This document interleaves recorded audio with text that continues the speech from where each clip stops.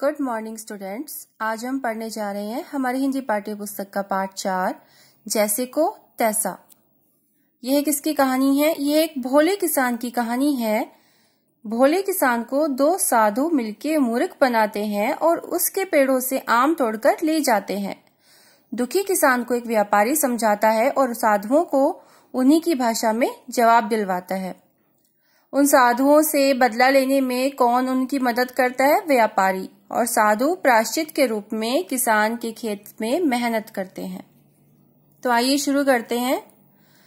एक भोलू नाम का किसान था। वह सीधा साधा और ईमानदार था। उसके पास थोड़ी सी जमीन और 2 आम के पेड़ थे।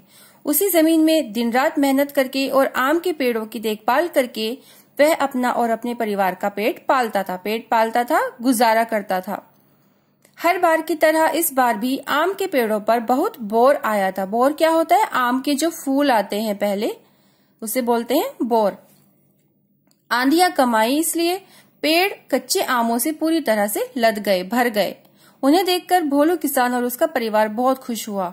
धीरे धीरे आम पकने लगे। भोलू ने सोचा रोज एक टोकरा पके आम भी उतर आए तो उन्हें मंडी में बेचकर मैं अच्छे दाम कमा लूंगा। एक दिन सुबह जब भोलू किसान अपने परिवार सहित पके आम तोड़ने के लिए पेड़ों के पास पहुंचा तो देखकर दंग रह गया। पेड़ पर एक भी आम नहीं था। उसे बहुत दुख हुआ। हो ना हो किसी ने आम चुरा लिए हैं। आंधी तूफान तो आया नहीं कि झड़ जाते। भोलू ने कहा कि आंधी तूफान तो आया ही नहीं था जिससे कि वो झड़ जाते आम जो थे, तो ऐसा कैसे हुआ?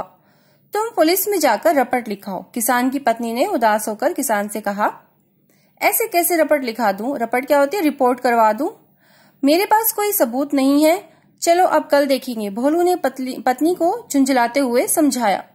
अगले दिन भी पके आम गायब थे। अब भोलू को यकीन हो गया था कि उसके आम जरूर कोई चुराता ही है। उसने तय किया कि उस रात वह वहीं छिपकर रहेगा और चोर को पकड़ने की कोशिश करेगा। भोलू का शक सही निकला। सुबह 4 बजे के लगभग वहां 2 जवान साधु आए और पेड़ों के पास चुपचाप खड़े हो गए।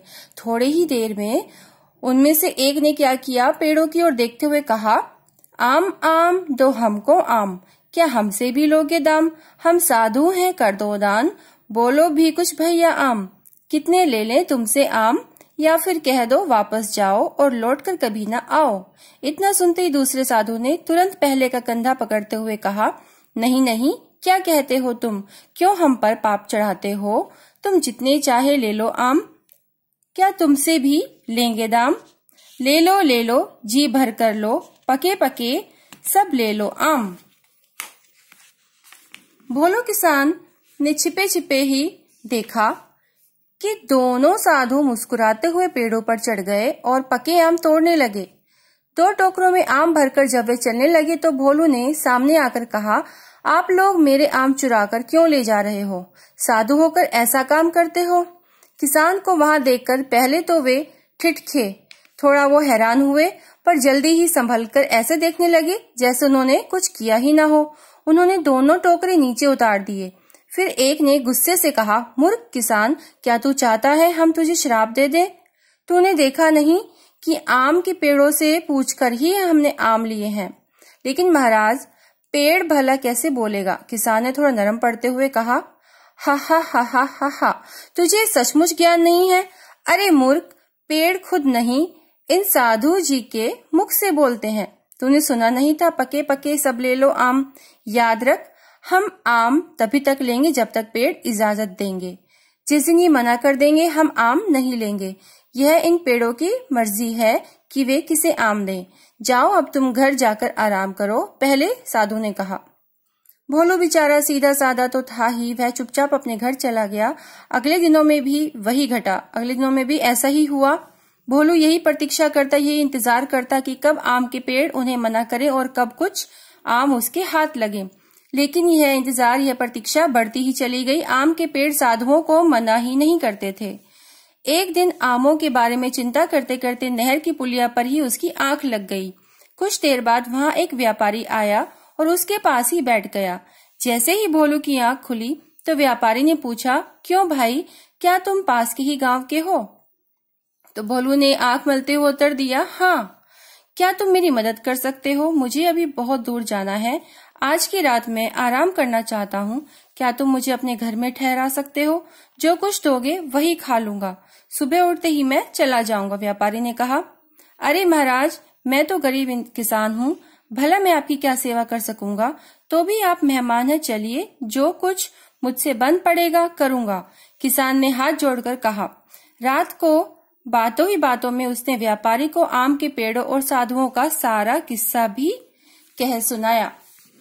सारी बात सुनकर बुद्धिमान व्यापारी को साधुओं की धूर्तता, चालाकी और किसान का भोलापन समझते देर न लगी। उसने भोलू की मदद करने की ठान ली। उसने क्या किया? उसने किसान से कहा कि जिस समय वे साधु आम तोड़ने के लिए वहां आते हैं, उस समय उसे वहां ले चलें। साथ में 2 मोटी मोटी लाठियां भी ले चलने को कहा। उसने यह भी कहा, जब वे साधु आम तोड़कर टोकरे भर लें तो तुम भी पेड़ों से पूछना कि पेड़ तुम हो तो मेरे, पर आम साधु ले जाते हैं, बोलो मैं क्या करूं? और पेड़ जो कुछ भी मेरे मुंह से बोलें तुम वही करना। 2 लाठियां लेकर किसान और व्यापारी ठीक समय पर पेड़ों के पास पहुंच गए। दोनों साधुओं ने रोज की तरह पके हुए सारे आम तोड़कर टोकरों में भर लिए। वे टोकरे उठाकर चलने ही वाले थे कि व्यापारी ने उन्हें रोका और किसान की ओर इशारा किया। इशारा समझते हुए भोलू ने पेड़ों की ओर देखते हुए कहा, पेड़ पेड़ हो तो तुम मेरे, पर साधु ले जाते आम। पाला पोसा मैंने तुमको, पर साधु खाते हैं आम। तुम ही बताओ प्यारे पेड़ों, मेरे लिए बचा क्या काम? इतना सुनते ही बुद्धिमान व्यापारी ने आंखें बंद करके पेड़ों की ओर से कहा, सुनो सुनो ओ भोलू किसान, करो नहीं अब तुम आराम। ये साधु हैं धूर्त बड़े, चालाक बड़े, अब तुम करो एक ही काम। इतना मारो इनको जमकर, निकल जाएं सब खाए आम। व्यापारी के मुंह से पेड़ों की यह बात सुनी तो किसान बड़ा खुश हुआ। उसने लाठी उठाई और तड़तड़ साधुओं पर बरसाने लगा। धूर्त साधुओं ने तो सपने में भी नहीं सोचा था कि उनकी इतनी पिटाई भी हो सकती है। पिटते पिटते ही उन्होंने किसान से कहा, अरे मूर्ख किसान, तू हमें क्यों मार रहा है? क्या हमने आम पेड़ों से पूछकर नहीं तोड़े थे? तुझे पाप लगेगा। किसान ने तुरंत कहा, आप लोगों की जमकर पिटाई करने का हुक्म, इसकी आज्ञा भी तो पेड़ों ने ही दी है। सुना नहीं पेड़ों ने व्यापारी जी के मुंह से क्या कहा है? उन दोनों साधुओं ने किसान के पांव पकड़ लिए और गिड़गिड़ाकर कहा, हमें माफ कर दो, हमें अपने किए का फल मिल गया है। अब हम कभी इन पेड़ों की ओर मुंह तक नहीं करेंगे। उनको गिड़गिड़ाते देखकर भोलू किसान का मन पसीज गया, मतलब उसको दया आ गई। वह दयालु तो था ही। साधुओं को उठाकर कहा, तुम लोगों ने मुझ भोले भाले आदमी को भी समझदार बना दिया है। मैं अपने भोलेपन की वजह से ही तुम्हारी बातों में आ गया था। जाओ अब किसी के भोलेपन का नाजायज फायदा मत उठाना। व्यापारी ने भी उनसे कहा, तुम्हें प्रायश्चित करना होगा। अब तुम कुछ दिन भोलू किसान के खेत में मेहनत करके इसके आमों की कीमत चुकाओ। साधुओं ने व्यापारी की बात मान ली। उन्होंने किसान के खेत में खूब मेहनत की। जब किसान की हरी भरी फसल लहलहा उठी तो वे दोनों बहुत ही खुश हुए। मेहनत का फल इतना मीठा होता है उन्होंने कभी जाना ही नहीं था। अब तो वे भोलू किसान के अच्छे दोस्त बन गए थे। तो देखा बच्चों आपने, इस कहानी से हमें क्या शिक्षा मिलती है कि जैसे को तैसा मिल ही जाता है। जो जैसा काम करता है उसे उसका वैसा ही फल मिलता है। धन्यवाद।